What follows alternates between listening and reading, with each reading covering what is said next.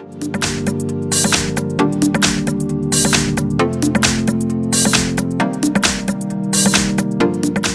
I have PANASONIC Eluga A4 and let me show you how to enter here the save mode on the following device. So at the very beginning, let's start by pressing the power key.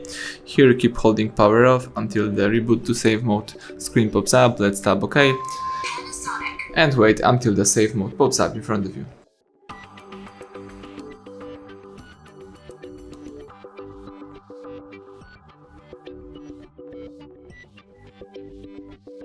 As you can see, the save mode pops up right here, so you can check out how your device works in a save mode. You can check out how your device works without the third-party apps, so that's why this mode is really useful. And if you would like to quit this mode, let's just press power key, keep holding power, choose reboot, tap OK to confirm it and wait until you will be able to use your device in a normal way.